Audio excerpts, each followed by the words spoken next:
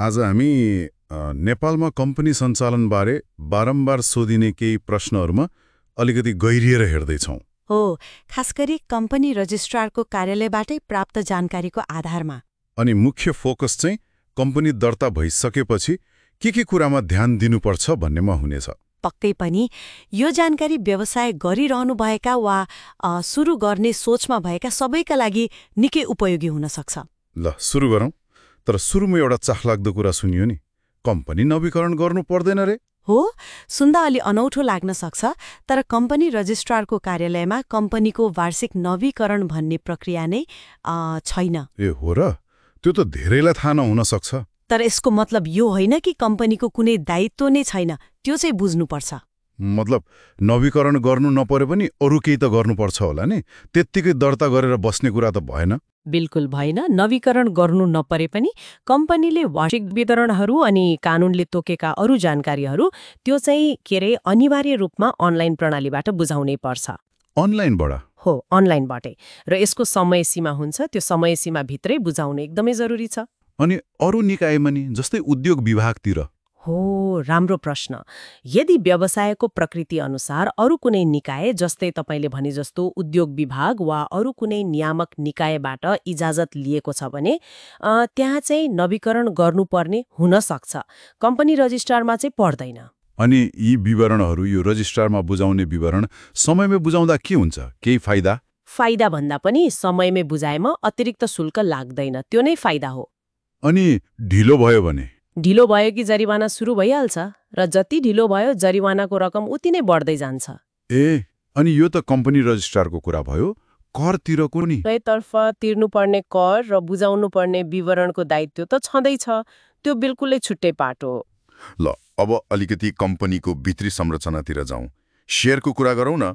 Private र public कम्पनीको शेयरमा के फरक छ? छ। प्राइभेट कम्पनीको हकमा हरेक शेयरको अंकित मूल्य मतलब फेस भ्याल्यू त्यो नियमावली अनुसार हुन्छ। अनि पब्लिकको? पब्लिक कम्पनीको हकमा चाहिँ प्रति शेयर अंकित मूल्य कम्तीमा रु50 हुनै पर्छ वा 10 अङ्कले भाग जाने त्योभन्दा माथिको कुनै अङ्क हुनुपर्छ। 50 रुपैयाँ न्यूनतम। हो। अनि अर्को महत्त्वपूर्ण कुरा, शेयर बाँडफाँड भएको 2 महिनाभित्र शेयरधनीलाई त्यसको प्रमाणपत्र दिनुपर्छ। 2 महिनाभित्रै? तर आजकल त सबै डिम्याटमा जान्छ भन्छन् नि, कागजको प्रमाणपत्र त खासै चल्दैन होला। हो, तपाईँले एकदम सही कुरा उठाउनुभयो। नेप्सेमा सूचीकृत भएका पब्लिक कम्पनीहरू छन् नि, उनीहरूको हकमा चाहिँ शेयर प्रमाणपत्र कागजमा दिइरहनु पर्दैन। नियम अनुसार सिधै शेयरधनीको डिम्याट खातामा पठाइदिए पुग्छ। ए, त्यो त सजिलो भयो। हो, यो चाहिँ धितोपत्र बोर्डको नियम हो। तर कम्पनी प्राइभेट होस् वा पब्लिक, सूचीकृत होस् वा नहोस्, एउटा कुरा चाहिँ अनिवार्य छ। के कुरा? त्यो हो शेयरधनी लगत। मतलब को शेयरधनी छन् भन्ने आधिकारिक रेकर्ड, त्यो सधैँ अद्यावधिक र सुरक्षित राख्नु अत्यन्त जरुरी छ। अनि त्यसको जानकारी कतै दिनुपर्छ? पर्छ।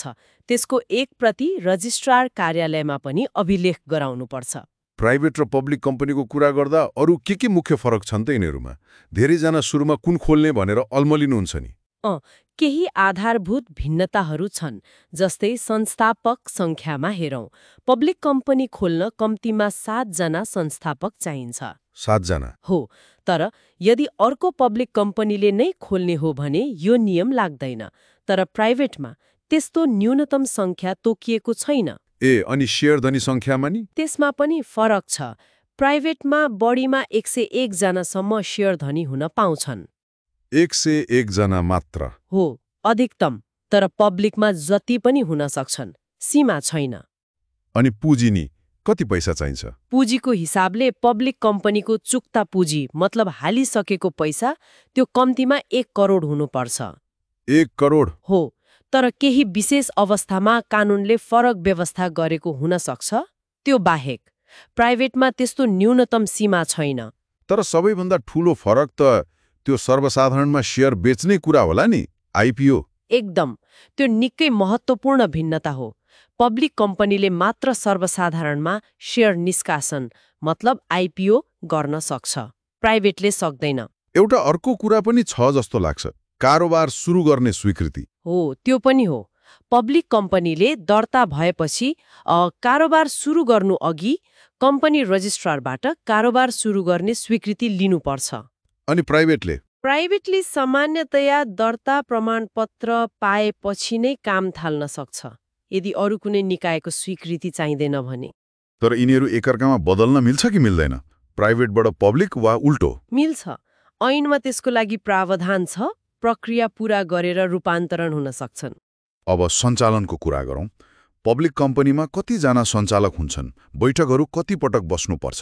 पब्लिक कम्पनीमा सञ्चालक समितिमा कम्तीमा 3 जना र बढीमा 11 जनासम्म सञ्चालक रहन्छन्। 3 देखि 11? हो, सञ्चालक हुनलाई कम्तीमा 21 वर्ष उमेर पुगेको हुनुपर्छ अनि कार्यकाल सामान्यतया बढीमा 4 वर्षको हुन्छ। अनि महिला सञ्चालक अनिवार्य छ भन्ने पनि सुनेको थिएँ। छ।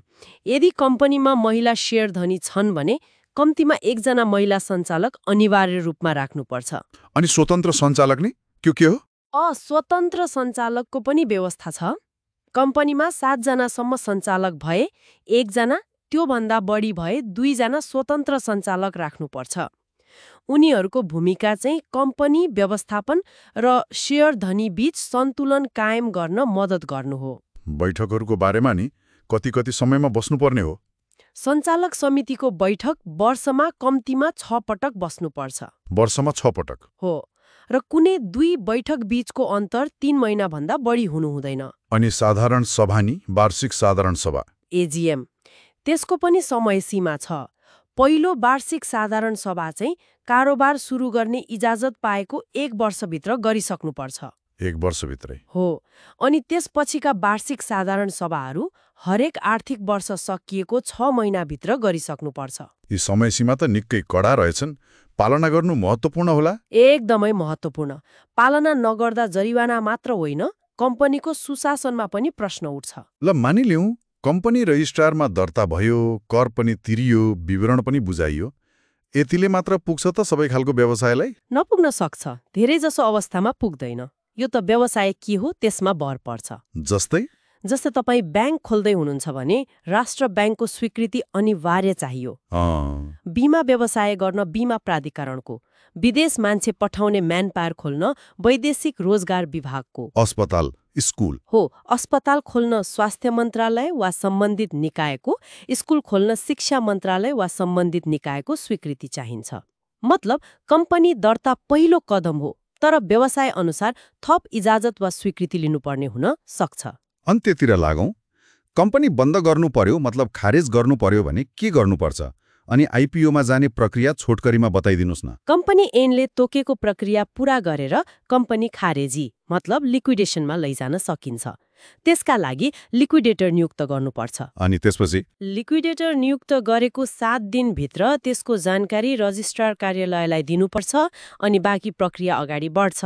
अनि आइपिओको हकमा पहिले त कम्पनी पब्लिक हुनु पर्यो, अनि स्वदेशी होस् वा विदेशी लगानीको पब्लिक कम्पनी उनीहरूले नेपाल धितोपत्र बोर्डबाट स्वीकृति लिएपछि मात्र सर्वसाधारणमा शेयर जारी गर्न सक्छन्। ल, आजको यो छलफलबाट धेरै कुरा प्रष्ट भयो जस्तो लाग्यो मलाई। हो, आशा गरौँ श्रोताहरूलाई पनि उपयोगी भयो होला। खासगरी त्यो नवीकरण गर्नु नपर्ने तर वार्षिक विवरण चाहिँ समयमै अनलाइनबाट बुझाउनै पर्ने कुरा, नत्र जरिवाना लाग्ने, यो महत्त्वपूर्ण रहेछ एकदम।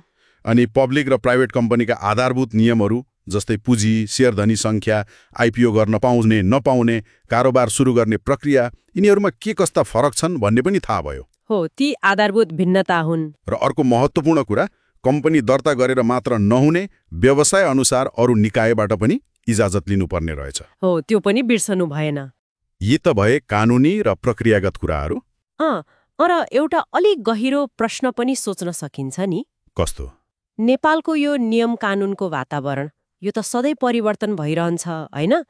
यस्तोमा व्यवसायहरूले यी सबै प्रावधानहरूको अक्षरशः पालना गर्न दैनिक रूपमा कस्ता खालका व्यावहारिक झन्झट, कस्ता चुनौतीहरू भोगिरहेका होलान्? हो त नि, नियम बनाउनु एउटा कुरा भयो, त्यसलाई व्यवहारमा उतार्नु, कार्यान्वयन गर्नु अर्को कुरा हो।